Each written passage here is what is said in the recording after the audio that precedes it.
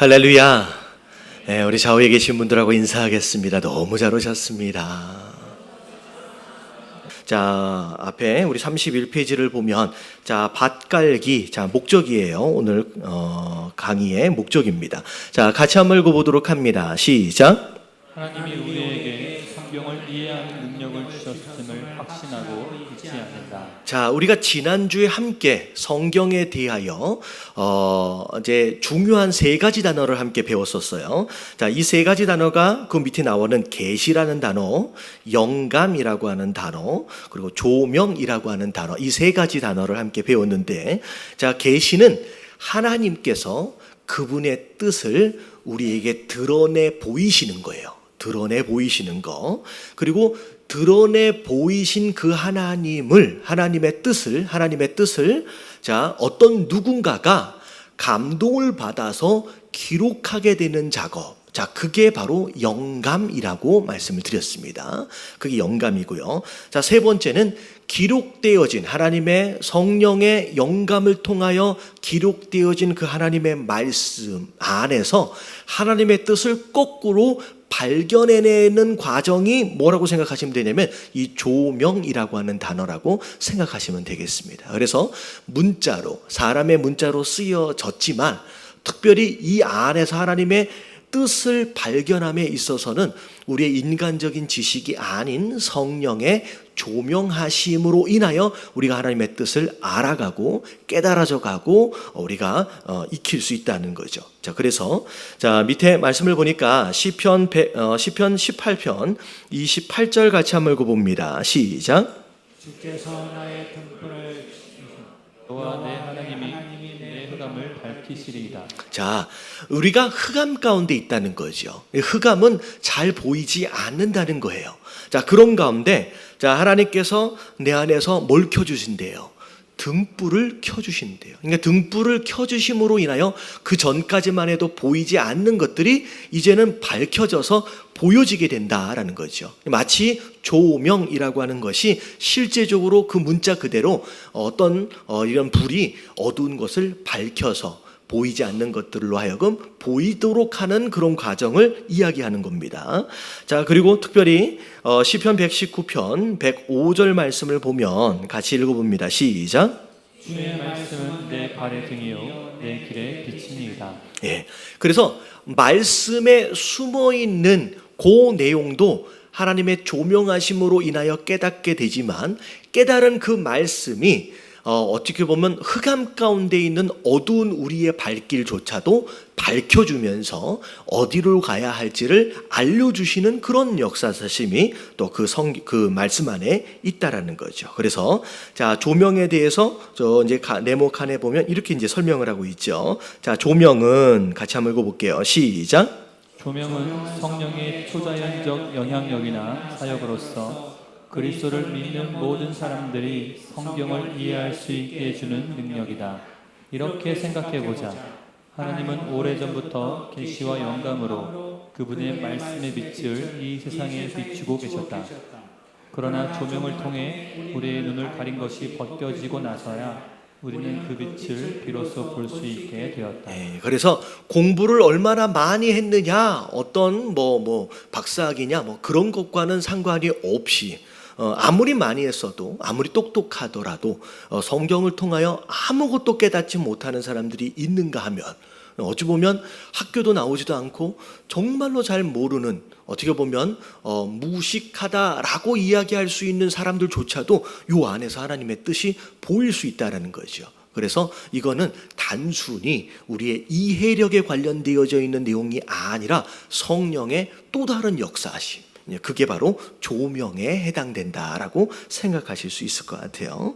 자, 그래서 밑에를 보니까 자, 성도의 삶의 조명이 이루어지려면 자, 네 가지가 필요한데 자, 말씀에 대한 우리의 태도와 자세를 이야기하는 거예요. 자, 네 가지를 우리가 살펴볼 텐데, 자, 진한 글씨로 되어 있는 거, 여러분 이게 이제 1번입니다. 앞에 여러분 이 번호가 안 붙여 있어가지고 중간중간 헷갈리는데 여러분 여기다 1번을 쓰세요. 1번.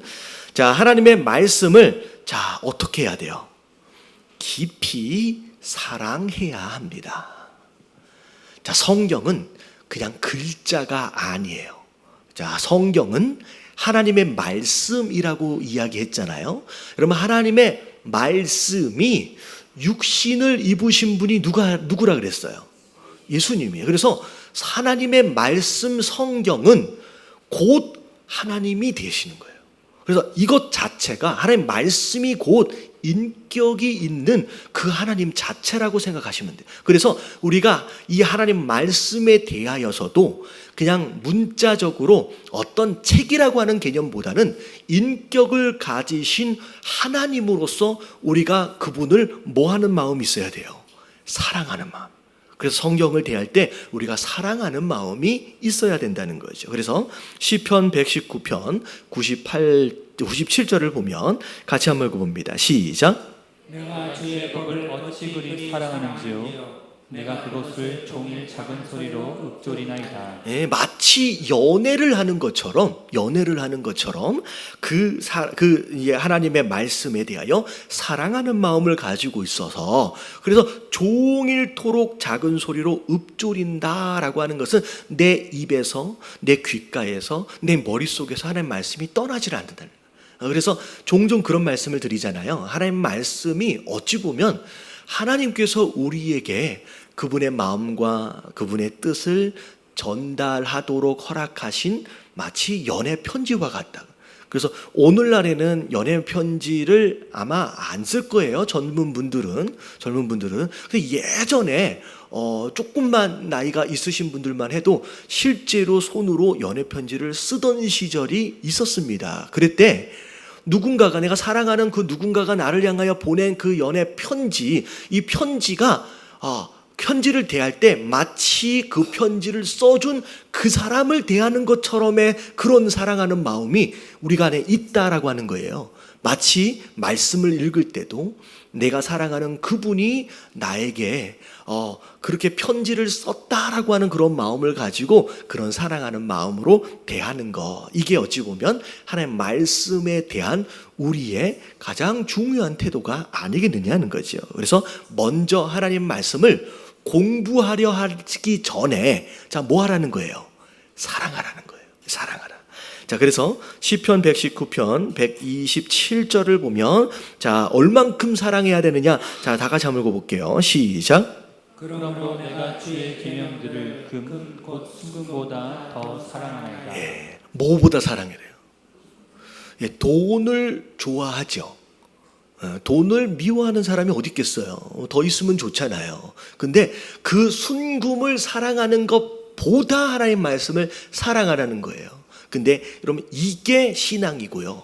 여러분, 이게 종교로 가게 되면 뭐가 되냐면 순금을 얻기 위해서 말씀을 이용하는 것이 뭐가 되는 거예요?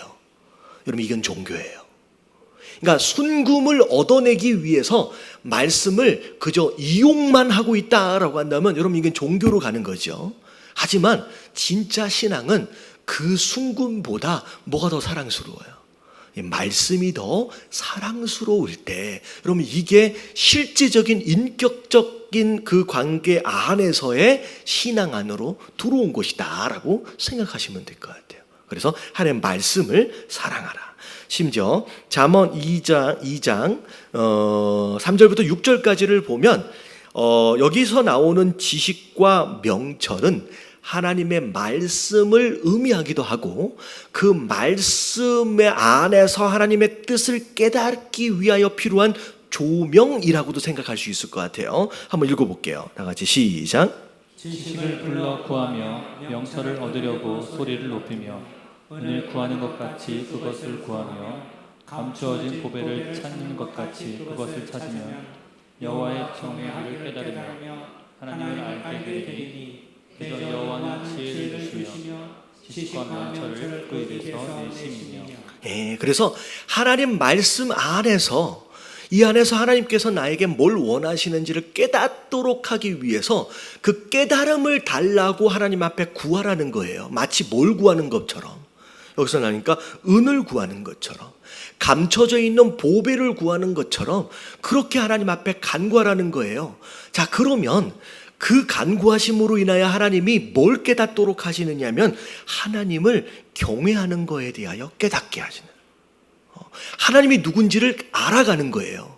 그런 가운데 그 하나님을 알아가는 과정 가운데 하나님께서 지혜를 주시는데 지식과 명철을 내 입에서 내심이며 라고 나와 있습니다. 그래서 우리가 기도해야 될 것 중에 하나가 뭐냐면, 물론 금도 우리에게 필요하고 은도 필요합니다. 이거 없이 우리가 살기 불편하죠. 하지만 그것들을 구하는 것만큼, 아니면 그것들보다 더 간절한 마음으로 하나님 말씀 안에서 하나님의 뜻을 깨닫도록 하기 위한 그것을 우리가 기도하며 구할 필요가 있다는 거죠. 그래서 우리가 말씀을 묵상하고 큐티하는 과정 가운데, 아니면 우리가 그럴 수도 있을 것 같아요. 성경을 개인적으로 읽어가는 가운데 반드시 기도하는 가운데, 하나님, 이 안에서 하나님 뭘 원하시는지 내가 볼 수 있고 깨달을 수 있도록 하나님 도와달라고, 은을 구하는 것보다, 금을 구하는 것보다 더 간절하게 우리가 기도할 필요가 있다라는 거죠. 그래서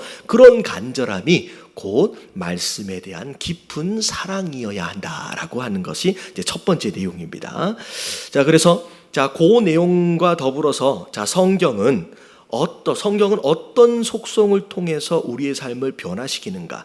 그렇게 말씀을 사랑하면 그 말씀이 내 삶을 변화시킨다는 거예요. 여러분, 하나님 말씀이, 성경이 하나님의 말씀인 이유들 중에 하나가 뭐냐면, 우리가 아까 아침에 동영상으로 봤고 우리가 지난주에 함께 공부했던 것처럼 이런 역사적인 어떤 그런 이유들로 인하여 하나님 말씀이다라고 하는 것을 증명하고도 있지만, 사실 가장 중요한 성경이 하나님의 말씀인 이유는 뭐냐면, 이 말씀이 내 삶을 뭐하고 있다는 거예요? 변화시키고 있다는 거예요. 내가 변하는 것만큼 기적이 어디 있느냐는 거죠. 이 말씀 안에서 내가 실제로 변화되어져 가고 있는 기적들을 내가 경험하고 있다는 거죠. 근데 어떤 속성들이 나를 변화시키고 있느냐? 첫 번째가 뭐냐면 씨앗입니다. 말씀의 속성이 씨앗이에요. 그래서 베드로전서 1장 23절을 보면, 같이 한번 읽어볼게요. 다 같이 시작. 너희가 거듭난 것은 썩어질 씨로 된 것이 아니요 썩지 아니할 씨로 된 것이니 살아있고 항상 있는 하나님의 말씀으로 되었느니라. 썩어질 것이 아닌 썩지 아니할 씨앗으로 된 것이다. 근데 이 씨앗이 뭐라고 얘기하고 있어요? 하나님의 말씀이 곧 씨앗이라는 거예요.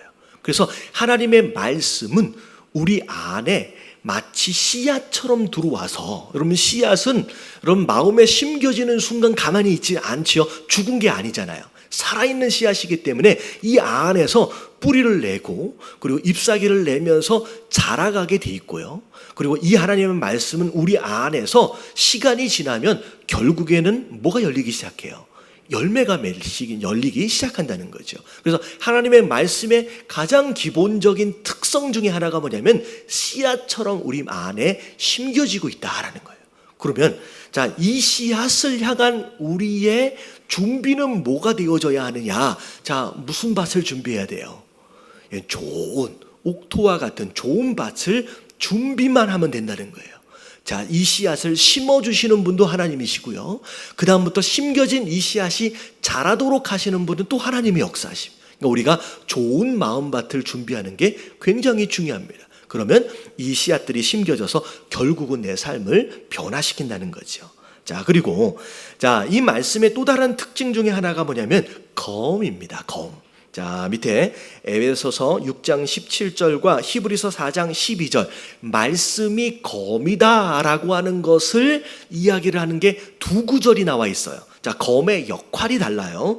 첫 번째 역할이 뭐냐? 같이 한번 읽어봅니다. 시작. 구원의 투구와 성령의 검, 곧 하나님의 말씀을 가지라. 이 내용은 전신갑주에 대한 내용이에요. 우리가 영적인 전쟁을 해야 하는데, 우리가 전쟁을 위해서 준비를 하기 위해서 갑옷을 입어야 된다 그랬어요. 그래서 보니까 구원의 투구도 있고 여러 가지 내용들이 있는데, 특별히 다른 모든 것들은 투구와 흉배와 여러 가지 허리띠와 더불어서 다 방어용으로 쓰여지는데, 특별히 자, 성령의 검이라고 이야기하고 있는 하나님의 말씀은 유일한 공격 무기가 되는 거죠. 그래서 이 공격 무기로서 쓰여지는 하나님의 말씀은 영적 전쟁에서 자기를 보호할 뿐만이 아니라 적을 부수어뜨리는 그런 용도로 이 검이, 이 말씀이 사용되어질 수 있다는 거죠. 그래서 대표적인 예라고 굳이 이야기한다라고 한다면 예수님이 40일 동안 금식하여 기도하신 다음에 사단이 유혹해 올 때 그 유혹을 무엇으로 무찌르셨어요? 예수님이 귀신아 떠나가라 라고 소리를 질러서 물러가도록 하신 게 아니라 하나님의 말씀으로 검 삼으신 거예요. 그것으로 말미암아 이 사단의 유혹을 무찌르시고 이겨내셨다라는 거죠. 그래서 우리가 영적 전쟁에서 우리가 승리하려면 자, 보호하는 갑옷만 열심히 이기면, 여러분 방어는 아무리 잘해봤자 뭐라 그랬어요? 아무리 잘해봤자 본전이에요. 이런 갑옷을 아무리 튼튼한 걸 해도 여러분 두들겨 맞으면 어느 순간 깨트려지고 어느 순간 우리가 상함을 당할 수 있다는 거죠. 그래서 이 전쟁을 결국은 이겨내려면 마치 군인이 총에 이렇게 총알을 장전해서 가는 것처럼 공격할 무기들이 있어야 된다는 거죠. 그래서 말씀은 곧 영적 전쟁을 승리하도록 하는 이런 검에 해당되어질 수 있다는 거예요. 자, 그리고 자, 이 똑같은 검인데 전혀 다른 방법으로 쓰여지는 것이 히브리서 4장 12절입니다. 자, 같이 한번 읽어볼게요. 자, 12절 시작. 하나님의 말씀은 살아있고 활력이 있어 좌우에 날선 어떤 검보다도 예리하여 혼과 영과 곧 관절과 골수를 찔러 쪼개기까지 하며 또 마음의 생각과 뜻을 판단하나니.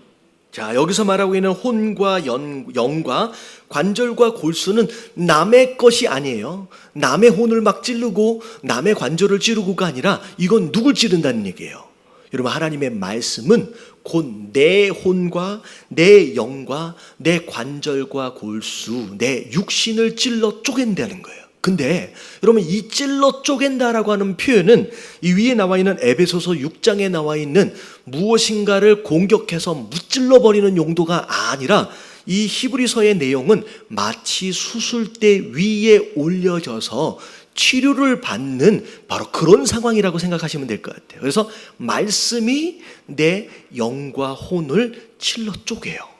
그래서 숨겨져 있는, 어떻게 보면 나만 알던지 아니면 나도 잘 모르는 숨겨져 있는 더러운 것, 숨겨져 있는 죄악들을 찔러 쪼개서 드러나도록 하는, 심지어 육신마저도 찔러 쪼개서 드러나도록 하시는, 드러나도록 하셔서 창피를 주려고 하는 것이 아니라 뭐 하려고 하시는 거예요?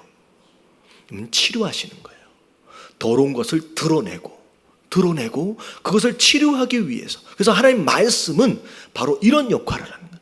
그래서 우리가 지난 주일날 말씀이 무슨 내용인지 혹시 아세요? 바리새인은 절대 변하지 않는다. 자, 이게 무슨 의미였어요? 내 안에 있는 바리새인됨의 요소가 해결이 안 되면 아무리 말씀을 많이 들어도, 아무리 예배를 많이 드려도 변해야 안 변해요?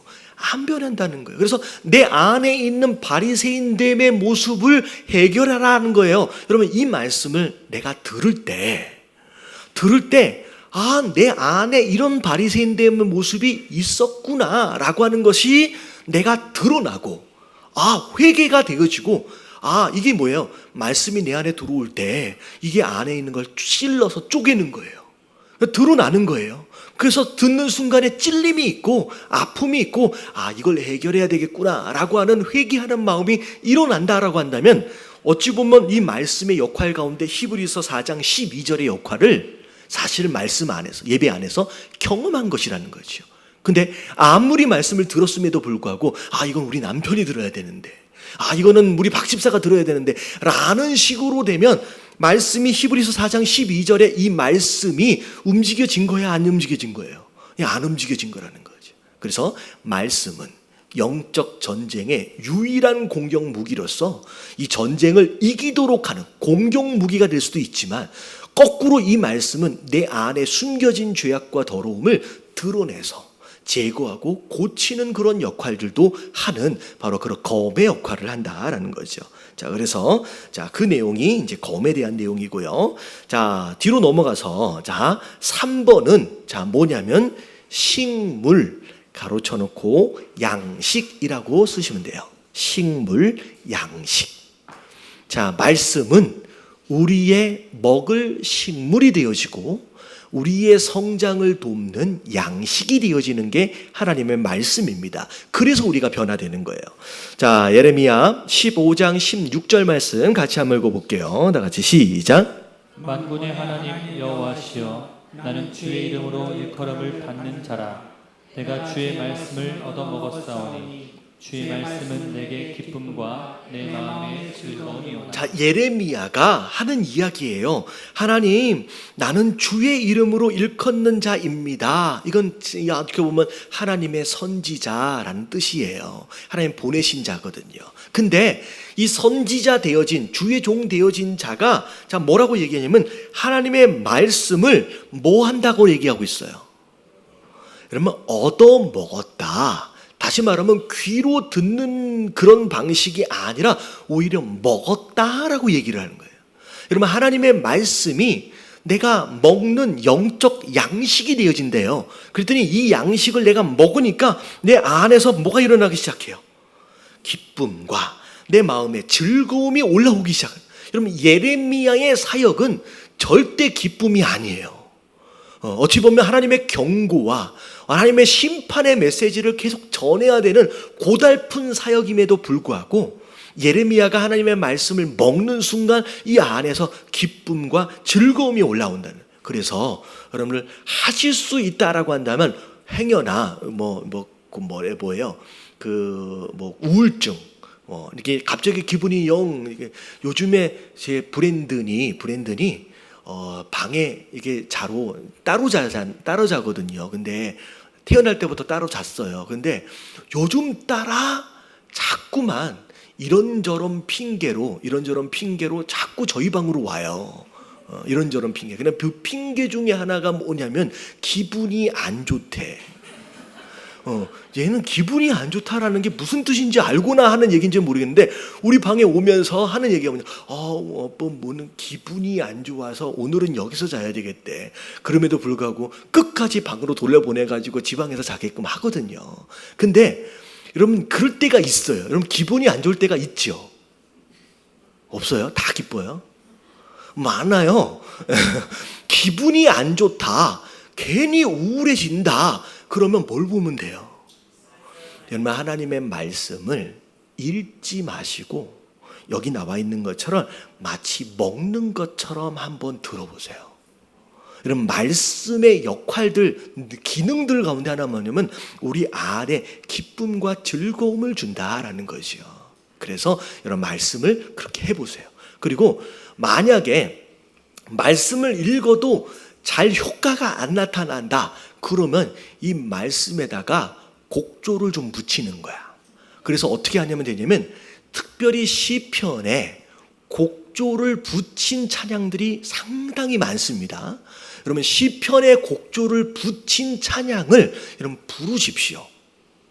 이렇게 이게 말씀을 읽어도 해결이 잘 안 되고, 여러분, 이 우울한 마음이 이게 낙심한 마음이 해결이 안 될 때가 있어요. 그러면 말씀을 읽는 것조차도 쉽지가 않을 때가 있어요. 그러면 그럴 때는 말씀에 다른 찬송가도 되게 좋지만 특별히 말씀 그 자체에 곡조를 붙인 그런 찬양을 여러분들이 불러보세요. 그러면 굉장히 효과가 있어요. 왜냐하면 그것 자체가 안에 말씀이기 때문에. 그래서 이 안에 기쁨을 준다는 거죠. 그리고 마태복음 4장 4절을 보니까 같이 한번 읽어볼게요. 시작. 예수께서 대답하여 이르시되 기록되었으되 사람이 떡으로만 살 것이 아니요 하나님의 입으로부터 나오는 모든 말씀으로 살 것이라 하였느니라 하시니. 육신이 살려면 떡을 먹어야 돼요. 입에 뭔가 들어와야지 살잖아요. 그러니까 배고픈 것은 여러분 굳이 먹어라라고 얘기 안 해도 배고픔을 느끼는 순간 먹어야 할지를 알아요. 근데 영은요 참 무디어서 내가 영적으로 굉장히 배고픈 상태, 아사 직전의 상태임에도 불구하고 영적으로 내가 뭔가를 섭취해야 될지를 사실 죽어봐야 아는 거에 사실 굉장히 무디어져 있는 게 우리 영적인 상태예요. 그래서 우리가 영적으로도 마치 음식을 먹는 것처럼 영적으로도 그렇게 이게 하나님 말씀을 섭취할 필요가 있다라는 거죠. 그래서 자, 우리가 어제 우리 큐티 말씀에 우리 새벽 예배 우리 그 생명의 삶 잘 보고 계시죠? 거기 보면 우리가 월요일서부터 레위기를 시작했어요. 그래서 5대 제사를 시작했는데 5대 제사 가운데 짐승으로 제물을 드리지 않는 제사가 하나가 있어요. 그게 뭐예요? 그러면 소제입니다. 소제는 뭘로 드려요? 곡식으로 드려요. 근데 곡식으로 드리는 이 소제의 가장 기본적인 의미는 뭐냐면 우리가 삼시세끼 밥을 먹는 것처럼 우리의 영도 하나님 앞에서 그렇게 매일매일의 삶이 뭐가 되어야 돼요? 예배가 되어야 한다라는 게 소제의 의미인데, 특별히 이 소제 안에는 들어가면 절대 안 되는 두 가지가 있고 반드시 들어가야 하는 한 가지가 있어요. 들어가면 안 되는 게 뭐예요? 누룩과 꿀, 죄를 대표하는 이 두 가지는 들어가면 안 돼요. 근데 반드시 들어가야 될 게 뭐가 있어요? 소금. 이 소금을 뭐라고 불러요? 언약의 소금. 여러분, 이게 하나님의 말씀이에요.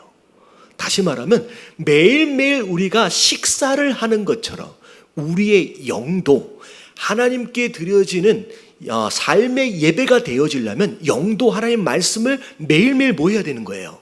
섭취를 해줘야 된다라는 거죠. 그래서 우리가 주일날 한 번 먹고 일주일 내내 한 번도 안 먹으면 우리가 어떤 상태가 되겠느냐? 이건 굉장히 굶어 죽기 직전까지 가는 거예요. 그러니까 수요일날, 금요일날 간간히 또 계속 말씀을 봐야 되고 또 먹어야 되고, 그리고 아침마다 조금씩 먹는 그런 영적인 섭취가 우리 안에 필요하다는 거죠. 그리고 그 내용이 자, 베드로전서 2장 2절에는 이렇게 또 나와 있어요. 같이 한번 읽어볼게요. 시작. 갓난아기들 같이 순전하고 신령한 젖을 사모하라. 이는 그로 말미암아 너희로 구원에 이르도록 자라게 하려 함이라. 자, 말씀이 곧 뭐라고 얘기하느냐면 신령한 젖이라고까지 얘기해요. 자, 이걸 먹어야 자란다라는 얘기예요. 그래서 특별히 하나님의 말씀을 그냥 듣는다라는 표현이기보다는 먹어라라고 하는 표현, 그리고 심지어 예수님도 뭐라고 얘기하셨냐면 나를 먹어라라고 얘기하시는, 이 어떻게 보면 입으로 섭취하는 것과 같은 그런 단어를 특별하게 쓰신 이유가 뭐냐면, 여러분, 우리가 먹는 게 곧 내가 돼요. 자, 무슨 얘기인지 아시죠? 우리가 먹는 이 밥이 몇 시간이 지나면 우리 안에 세포로 들어와서 결국은 그게 먹은 그것이 내가 되어지는 거예요. 그래서 말씀을 먹는다라고 하는 것은 들어온 그 말씀이 곧 내 안에서 뭐가 되어지는 거예요? 그 말씀이 내가 되어져요. 예수 그리스도를 계속 섭취를 하면 그 예수 그리스도가 안에서 내가 되어지는 거여서 계속 예수 그리스도를 먹고 하나님의 말씀을 먹는 이 작업들로 인하여서 점점점 내가 예수 그리스도와 말씀과 뭐가 되어져 가냐면 하나가 되어져 가는 거예요. 하나가 돼요. 이게 바로 말씀을 먹는 것으로서의 의미다라는 거죠. 자, 그리고 4번을 보니까 이 말씀은 또 무엇과도 같대요?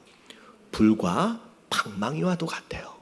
어찌 보면 나를 고치는 말씀일 수도 있고요, 내가 그것을 이용해서 누군가를 무찌를 영적 전쟁을 이기도록 하시는 것일 수도 있지만, 내가 알고 있는 그 말씀이 곧 내게 심판이 되어질 수 있어요. 징계가 되어질 수 있어요. 왜냐하면 내가 알고도 뭐하지 않으면, 순종하지 않으면. 그래서 하나님의 말씀이 마치 무엇도 같냐면, 자, 에레미야 23장 29절 시작. 너의 말씀이니라. 내 말을 불같이 아니하냐. 반석을 쳐서 부서뜨리는 방망이 같이 아니하냐. 네, 불과 같이, 그리고 반석을 부서뜨리는 방망이와 같이 징계와 어떤 심판의 도구가 되어질 수도 있다라는 거죠. 그래서 자, 이런 불과 이제 방망이 역할도 하고요. 자, 5번의 내용이 거울이라고 하는 건데, 자, 야고보서 1장 23절부터 25절까지 쭉 읽어봅니다. 시작. 누구든지 말씀을 듣고 행하지 아니하면 그는 거울로 자기의 생긴 얼굴을 보는 사람과 같아서 제 자신을 보고 가서 그 모습이 어떠했는지를 곧 잊어버리거니와 자유롭게 하는 온전한 율법을 들여다보고 있는 자는 듣고 잃어버리는 자가 아니요 실행하는 자니 이 사람은 그 행하는 일에 복을 받으리라. 예, 말씀은 곧 거울이 되어져서 우리가 말씀을 읽고 또 말씀을 듣는 가운데 내 자신을 들여다볼 수 있는 기회가 된다는 거죠.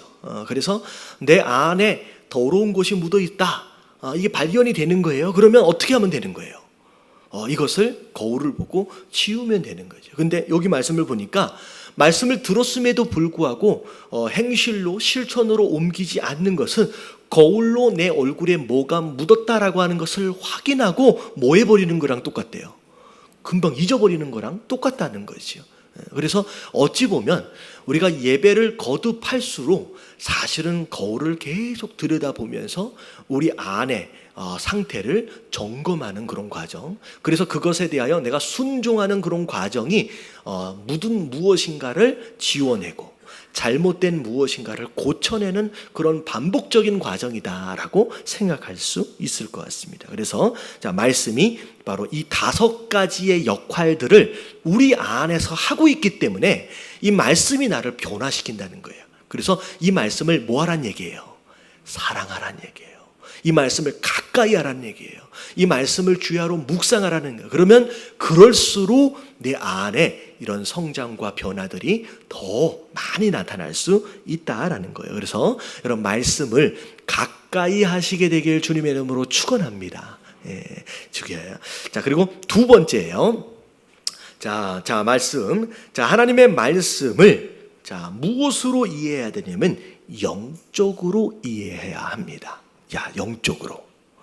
자, 육신적인 무엇인가를 해결하기 위해 자꾸 말씀을 이용하지 말고 이 말씀을 이해할 때 영적으로 들여다볼 수 있어야 된다는 거죠. 자, 모든 성도들에게 해당되는 2가지 사실이 있어요. 자, 첫 번째는 성령께서 성경을 이해할 수 있게 하십니다. 자, 내가 똑똑해서 보인 게 아니에요. 내가 똑똑해서 깨달아진 게 아니에요. 성령 하나님이 하시는 거예요.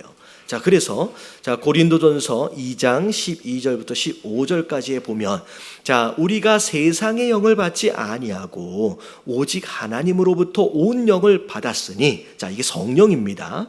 자, 이는 우리로 하여금 하나님께서 우리에게 은혜로 주신 것들을 알게 하려 하심이니라. 다시 말하면 성령 하나님이 내 안에 들어오셔야 내가 하나님께서 내게 뭘 주셨는지가 보이기 시작해요. 성령 충만하지 않는 사람은 감사하지 못하는 이유가 뭐냐면 하나님이 내게 주신 것에 대하여 보이지 않아요. 그냥 뭐만 보여요. 지금 내가 없는 것만 보여요. 지금 내가 부족한 것만 보여요. 지금 내가 필요한데 없지 채워지지 않는 것만 보이는 거예요. 그래서 성령의 충만하지 않으면 불평불만만 해요. 근데 성령이 충만해지면 내게 은혜로 뭘 주셨는지가 보이기 시작해요. 깨달아지기 시작해요. 그러니까 그 은혜가 보이면서 감사도 되고 굉장히 기쁨이 되죠. 근데 그 가운데서 자, 우리가 이것을 말하거니와 사람의 지혜에 가르치는 말로 아니하고 오직 성령께서 가르친 것으로 하니 영적인 일은 영적인 것으로 분별하느니라. 특별히 하나님이 말씀을 통하여 가르치시는 분은 육적인 것이 아니기 때문에 영적으로 허락하신 것은 영적으로 풀어낼 수밖에 없대요. 왜냐하면 성경 자체가 육적으로 쓰여진 게 아니기 때문에 영적으로 쓰여진 것이기 때문에 그 안에 대한 깨달음조차도 어떻게 풀어야 돼요? 영적으로 풀어야 돼요. 영적으로. 그래서 제가 이제 대학교를 다닐 때 제가 심리학 전공을 했어요. 심리학 전공을 했는데 되게 재밌는 그 이론들 가운데 하나가 뭐냐면 여러분들 몇 살 때까지를 여러분들이 기억하고 계시는지를 보면, 자, 보통 몇 살 때까지서부터 여러분들 기억 안에 있어요? 보통 한 유치원? 유치원. 그게 몇 살 정도 돼요? 한 5살? 사실은 그 전의 기억은 부모님이 네가 그때 어땠었다라고 말해줬기 때문에 기억을 하는 것이죠. 실제로 내가 경험한 것에 대하여 기억하는 것은 사실은 유치원 때서부터의 기억이 내 기억이에요. 이해되어지시죠? 근데 왜 유치원 5살 때서부터의 기억은 내가 기억이 나는데 그 이전의 기억은 내가 잘 기억을 못할까? 이유가 뭘 것 같아요? 이게 이제 이론들 가운데 하나인데 이게 뭐냐면 우리 안에 어떤 경험을 통하여 정보가 들어옵니다. 본 것, 들은 것, 냄새, 여러 가지 감각.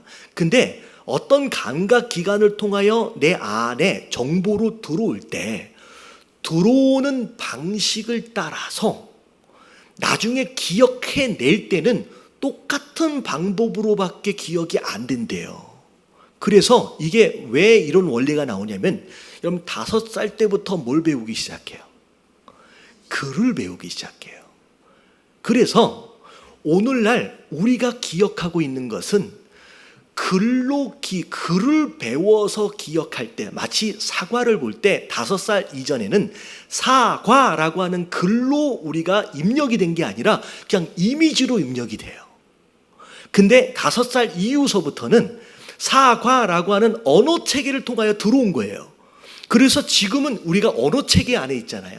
언어 체계 안에 있는 사람으로서 언어 체계를 통하여 들어온 기억만이 우리가 찾아서 볼 수가 있는 거예요. 되게 어려운, 이해되어지시죠? 그렇기 때문에 언어 체계로 들어온 게 아닌 그 이전에 이미지로 들어온 기억들은 우리가 아무리 찾으려고 해도 찾을 수 있어요, 없어요? 우리는 이 언어 체계 안에 있기 때문에 찾을 수가 없는 거예요. 이거랑 비슷한 내용이 뭐냐면 하나님 말씀 자체가 무엇으로 기록된 거예요? 여러분, 영적인 것으로 기록된 거예요. 그렇기 때문에 이 영적인 메시지는 반드시 우리가 육으로 찾아낼 수 있는 게 아니라 영적인 자들이 이걸 찾아서 내용을 알 수 있다는 것이요. 그래서 여러분 하나님의 말씀은 공부해서 깨닫는 게 아니라 여러분 성령의 충만함, 하나님의 조명하심과 도움이 없이는 절대 이 안에 있는 내용을 우리가 알 수가 없다라는 얘기가 되는 거예요. 물론 누군가가 해준 내용들에 대하여 그냥 이제 뻐꾸기처럼 흉내는 낼 수가 있겠지만 여러분 내가 이 말씀을 들여다서 내가 이 안에서 영적으로 찾아낼 수는 이제 육적으로는 찾아낼 수가 없다는 이야기 되는 거예요. 그래서 영적인 것이다. 자, 그래서 자 분별하느니라. 자, 육에 속한 사람은 거기 한번 읽어볼게요. 쭉 시작.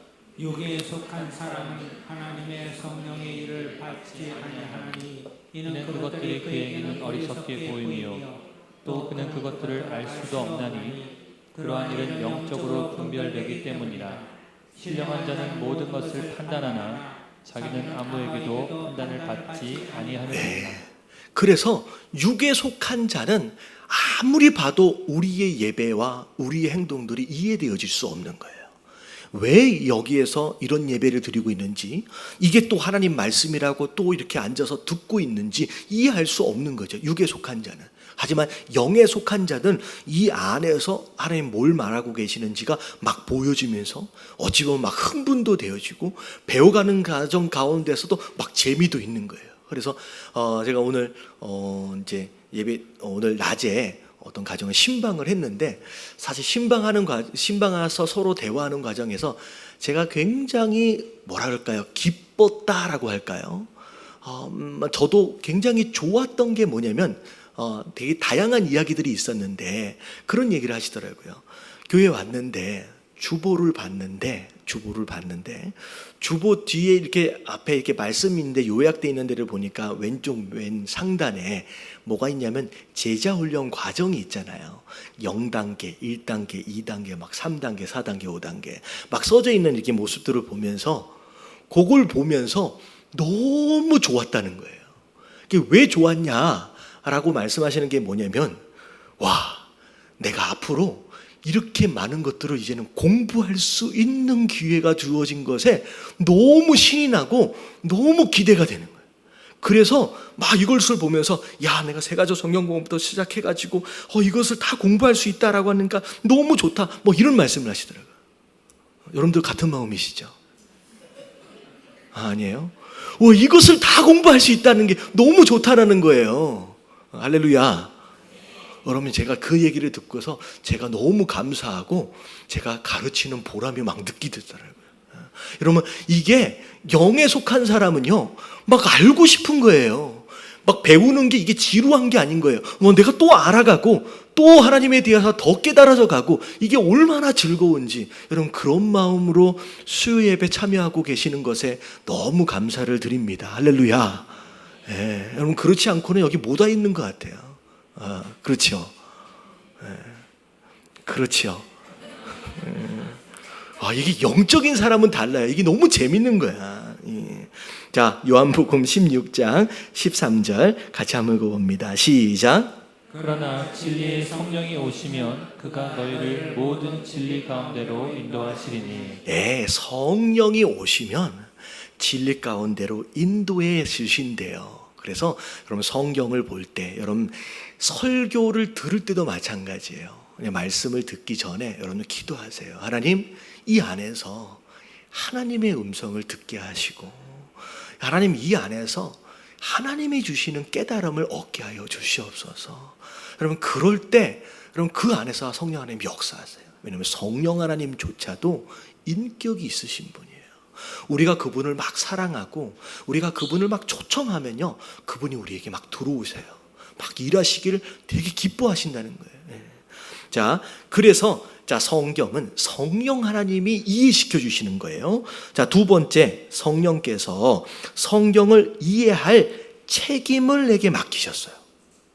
책임을 내게 맡기셨어요.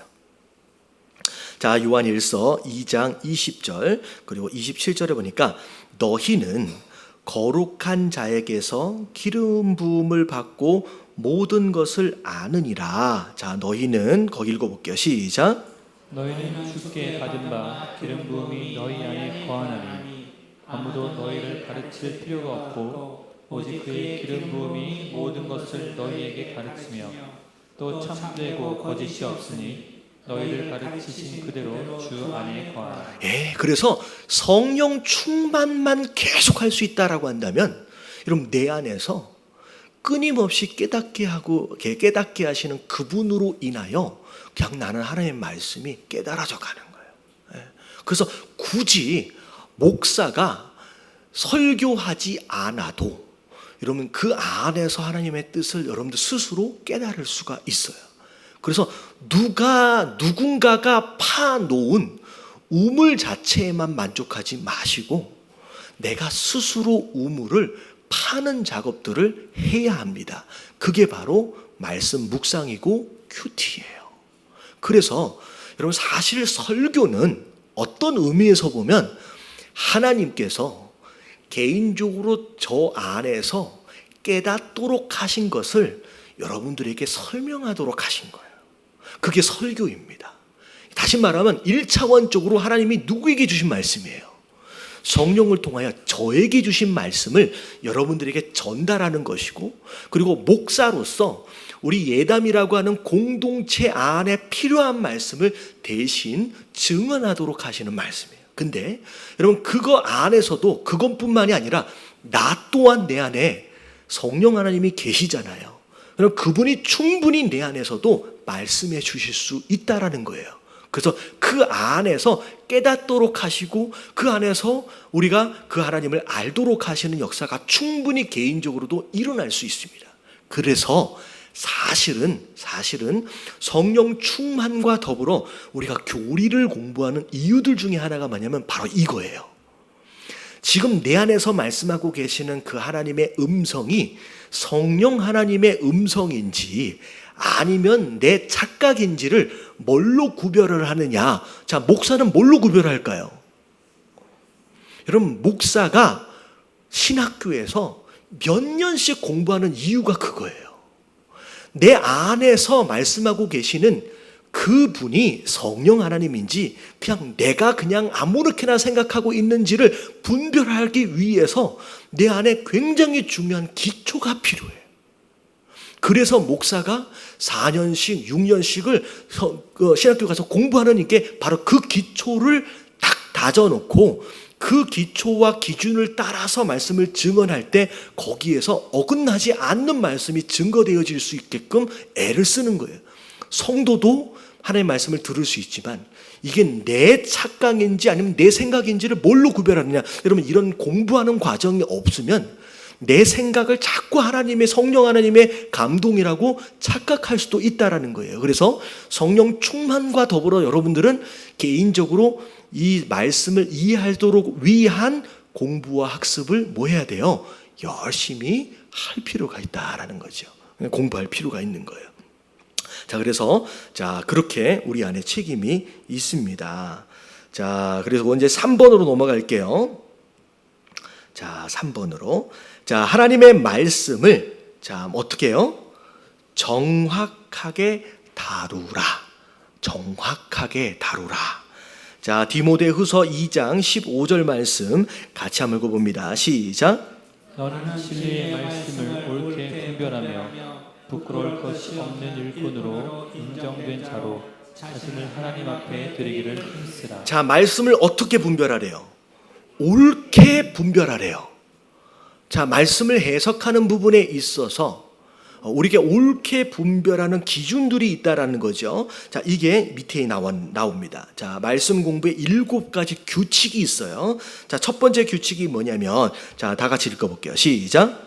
믿음과 성령이 함께해야 제대로 해석할 수 있다. 자, 믿음과 성령이 함께해야 제대로 해석할 수 있다. 그래서 우리 안에 준비되어져야 할 좋은 마음밭이 믿음이고요.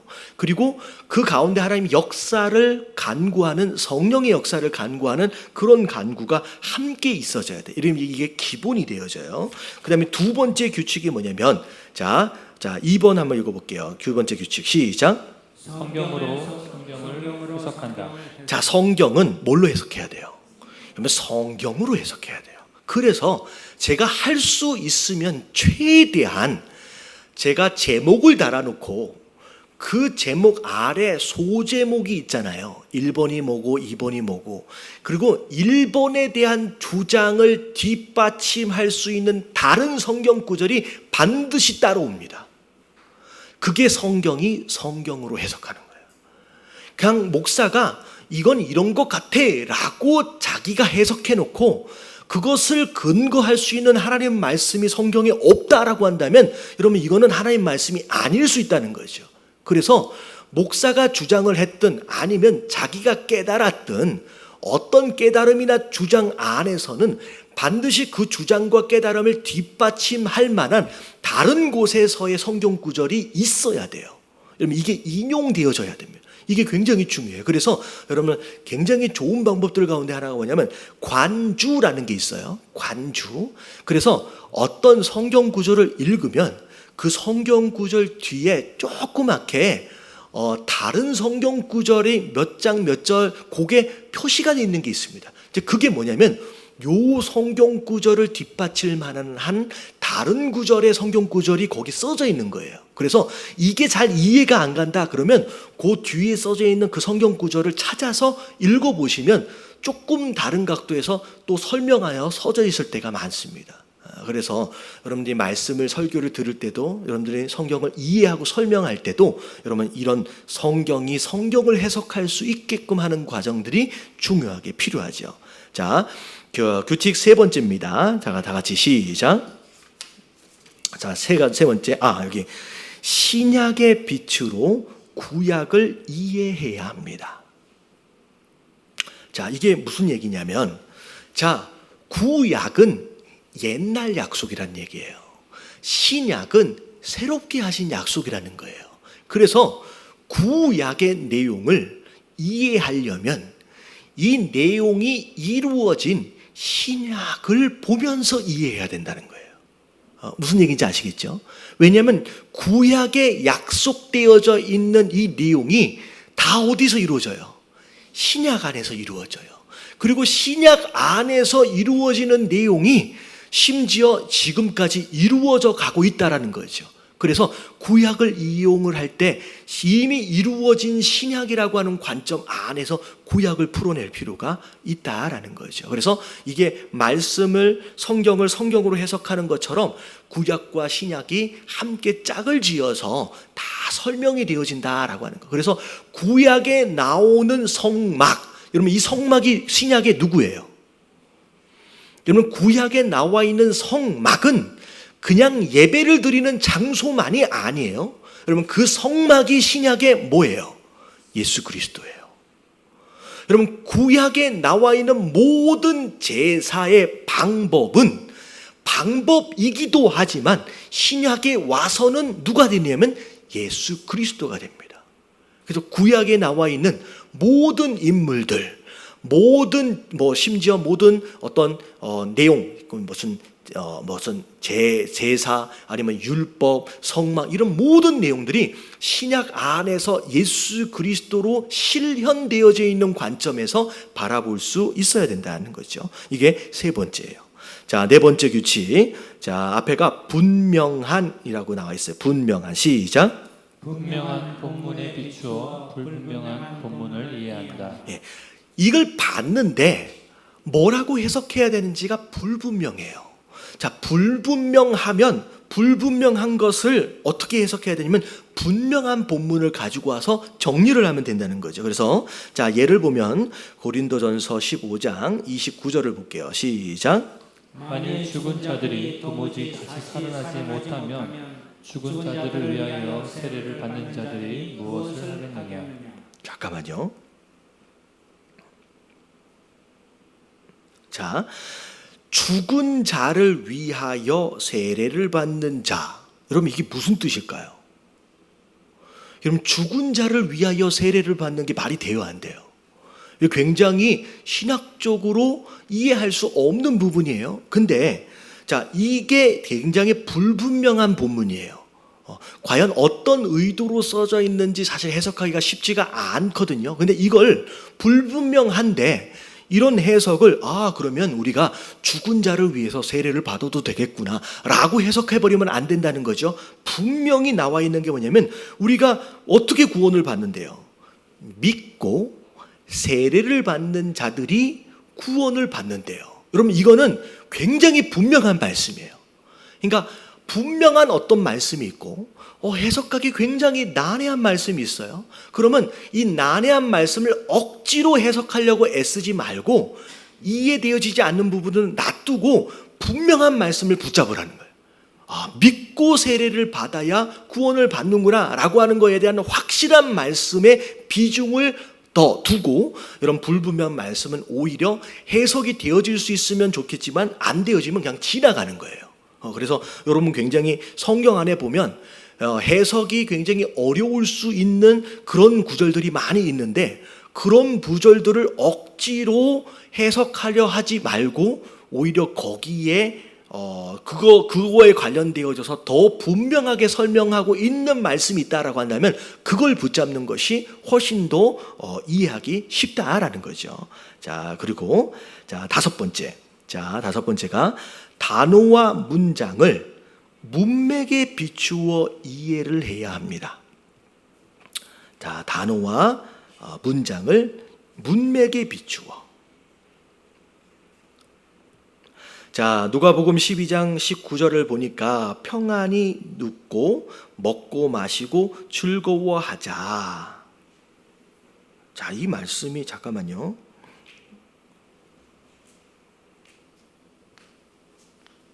자, 이 말씀을 제가 설명하지 않고요. 이런 거예요. 제가 강해 설교를 하는 이유가 뭐냐면 사실 그 본문 말씀이 어떤 배경과 어떤 상황에서 쓰여져 있느냐가 너무 중요해. 근데 요 구절만 딱 따가지고 필요한 무엇인가를 설명하기 위해서 적용을 시켜버리면 사실 그 말씀이 그런 의도로 쓰여진 게 아닌데 인위적으로 잘못 해석하는 경우들이 있다라는 거예요. 그래서 여러분 성경 말씀이 너무 좋다, 이 말씀이 너무 좋다라고 할 때 여러분 그 말씀을 보기 전에, 그걸 설명하기 전에, 해석하기 전에 그 이전의 말씀과 그 이후의 말씀을 다 읽어야 돼요. 그래야지 지금 어떤 상황에서 이 말씀이 쓰여져 있는지를 알 수가 있죠. 그냥 그런 말씀이 아닌 이상한 말씀을, 그걸 문맥을 다 지워버리고 요 말씀만 해석하기 시작하면 우리가 오해를 하거나 잘못하면 이제 오류를 만들어낼 수 있다라는 거죠. 그래서 성경을 읽을 때 이 말씀이 지금 어떤 배경 안에서 쓰여져 있느냐라고 하는 것을 먼저 점검하기 위해서 최소한 그 이전에 5절에서 10절 이전을 쭉 살펴볼 필요가 있습니다. 그래서 지금 저희가 이제 마태복음 강의를 하고 있는 상황도 사실 그런 거예요. 쭉 말씀을 이어가면서 전주의 말씀을 계속 반복해서 이야기를 하는 이유가 뭐냐면 지금 어떤 상황 안에서 이런 사건들이 지금 일어나고 있는지. 그러니까 오늘 요즘에 지금 이 바리새인들과 이 종교 지도자들이 막 화가 나가지고 막 예수님 앞에 덤비고 있잖아요. 그러니까 왜 이들이 이렇게 분노하고 있고 왜 불평하고 있는지에 대한 배경을 쭉 설명이 되어져야 이들의 마음을 알고요. 실제로 지금 다음 주 말씀서부터 이 바리새인들이 변하지 않잖아요. 실제로 이 바리새인들이 지금 여러 야합들과 더불어서 예수님을 본격적으로 공격하기 시작합니다. 그 가운데서 예수님이 또 중요한 말씀들을 지금 계속 하고 계시는 거죠. 그래서 이 앞뒤의 배경과 상황들을 우리가 이해하지 않으면 여러분 성경을 읽을 때 잘못된 해석들이 나올 수 있다라는 거죠. 그래서 앞뒤, 문맥, 그리고 단어와의 문장들, 그리고 심지어 영어를 조금 하실 수 있다라고 한다면 영어 번역을 같이 좀 보시면 좋아요. 그래서 읽을 때 이게 무슨 뜻이지? 라고 한국말로 좀 애매하게 쓰여져 있는 구절도 좀 있습니다. 근데 그걸 영어로 보면 굉장히 이해가 쉽게 오히려 써져 있는 경우들이 많이 있어요. 그래서 영어로 좀 하시는 경우들은 영어를 좀 보시면 굉장히 많이 도움이 돼요. 그래서 제가 종종 이렇게 강해 설교를 이렇게 하다가 보면 금요일 날이나 이렇게 새벽 예배 하다 보면 그걸 영어로는 뭐라고 써져 있습니다라고 제가 설명할 때가 있어요. 이제 그게 굉장히 이해에 도움이 됩니다. 그래서 앞뒤 문맥, 단어, 문장들을 다 살펴보는 게 중요합니다. 문맥을. 자, 6번째 규칙. 자, 같이 한번 보면 교리적 본문에 비추어 역사적 본문을 해석한다. 그러니까 점점 더 어려운 말들만 써져 있는데, 자, 교리적 본문, 자, 역사적 본문, 자, 보세요. 신명기 17장 17절에 보면 아내를 많이 두어 그의 마음이 미혹되지 하지 말 것이며 라고 나와 있어요. 자, 이게 이제 어떻게 보면 아내를 많이 두지 말라, 그것에 미혹되지 말게 하라. 이게 사실은 역사적 배경을 좀 알 필요가 있어요. 이 가운데 자, 요즘 아내를 많이 두면 돼요, 안 돼요? 여러분 아내를 많이 두면 안 되잖아요. 근데 이 당시 역사적 상황을 볼 때에 왕들과 많은 족장들이 아내를 많이 두었었습니다. 근데 사실은 그건 하나님의 원래 오리지널 마음이 아니에요. 아담과 하와, 한 남자가 한 여자와 가정을 세워가는 게 하나님의 원래 오리지널 의미예요. 근데 지나다 보니까 어떤 그런 문화적 상황, 역사적 상황에 의해서 심지어 족장들마저도, 심지어 다윗마저도 아내들을 많이 두는 상황들이 벌어졌어요. 근데 그 역사적 상황 안에서 하나님 말씀하시는 거예요. 하지 말라라고, 마치 권면의 내용들처럼. 근데 그 당시에는 권면의 내용이겠지만 지금은 아내를 많이 두면 어떻게 돼요? 이젠 큰일 나는 거죠. 그래서 그 당시 이 말씀이 쓰여졌을 때 역사적 상황이 어떠했느냐, 심지어 신약에 나와 있는 종과 상전의 관계, 여러분 이 종과 상전의 관계는 오늘날 고용주와 고용인의 관계가 아니잖아요. 이건 종과 상전의 관계가 아니거든요. 그러니까 이게 시대가 바뀌었어요. 역사적으로 상황이 바뀌었어요. 그 당시 남편과 아내와의 관계와 지금 남편과 아내와는 완전히 달라졌어요. 그 당시에 아내는 마치 남자에게 있어서 소유물의 일종으로 여겨졌지만 여러분 요즘은 그렇게 여겼다가는 큰일 나죠. 그러면 살아남지 못해요. 그러면 그게 아니에요. 역사적으로 많은 변화들이 있어져 온 것처럼 그때 그 편지, 그때 이 글이 어떤 역사적 상황에서 쓰여졌느냐라고 하는 것을 아는 가운데 그걸 해석해야지, 여러분 그렇지 않고 해석을 하기 시작하게 되면 이게 잘못된 적용이 되어질 수도 있다라는 것이죠. 자, 그리고 마지막 7번째입니다. 같이 한번 읽어볼게요. 시작. 성경의 빛에 비추어 개인적 경험을 이해해야 한다. 자, 아무에게든지 아무 빚도 지지 말라. 여러분들 이게 카드 쓰면 안 되는 거예요. 여러분 대출하면 안 되는 거예요. 이게 상황이 이게 정말 달라지는 거예요. 이게 상황도 많이 달라졌고, 시대적 배경, 어떤 역사적 배경도 많이 달라졌고, 근데 그런 것에 대한 이해를 할 때, 여러분 어떻게 보면 율법적인 어떤 의미 속에서 볼 때, 어찌 보면 우리가 여러 가지 돼지고기와 더불어 다른 것들도 먹잖아요. 그리고 심지어는 오늘 아침에 이렇게 화목잼을 보니까 이렇게 기름하고 뭐 먹지 말래요? 피 먹지 말래잖아요. 근데 우리는 피를 너무 잘 먹잖아요. 선지 해가지고. 그래서 그러니까 이런 해석들이 되어질 때 어떤 그런 개인적인 경험과 상황들에 대하여 해석하는 부분에 있어서의 나름대로의 이게 있어야 되네. 성경의 빛에 비추어 자기의 경험을 이해한다라고 하는 거. 그냥 문자 그대로를 옮겨가지고 그것대로를 이해하기 시작하게 되면 우리의 신앙생활이 상당히 어정쩡해지는 상황이 벌어지죠. 그래서 먹지 말아야 될 것도 엄청 많아지고요. 그리고 심지어는 어떤 상황도 벌어지냐면 우리가 예배드릴 때 소 한 마리씩 끌고 와야 될지도 몰라요. 그러니까 지금 우리의 상황과 우리의 경험, 이것을 잘 비추어서 어떤 이 나와 있는 교리적 내용들과 잘 접목을 해가지고 이해하고 설명할 필요가 있습니다.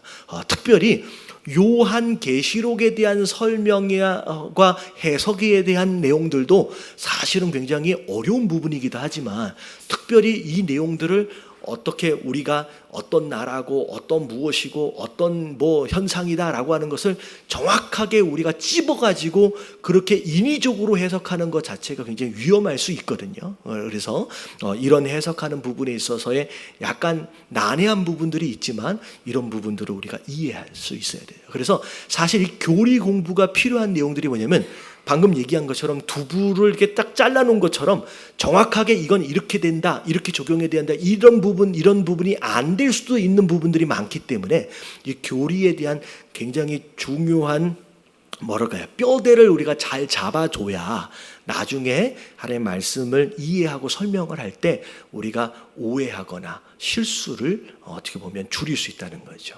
그래서 이런 내용들, 변수들이 상당히 많기 때문에 목사님들마다도 심지어 같은 말씀에 대한 해석이 약간의 차이가 있을 수도 있어요.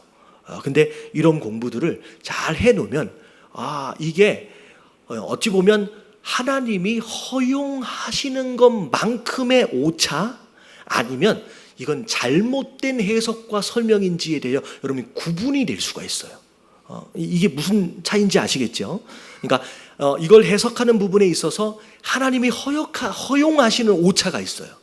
이 말씀이 이렇게도 설명이 되고 저렇게도 설명이 되고, 아마 우리가 마태복음 강해를 쭉 해가는 데 있어서 여러분들이 나 전에는 이 말씀을 이렇게 난 안 들었는데? 라고 하시는 분들도 있을 거예요. 근데 그게 하나님이 허용하시는 거에 대한 그 오차 범위 안에서의 설명이고 해석이냐, 아니면 진짜 잘못된 해석이냐라고 하는 것을 여러분들 어떻게 분별할 수 있느냐? 여러분, 이 교리 공부가 필요한 그게 이유예요.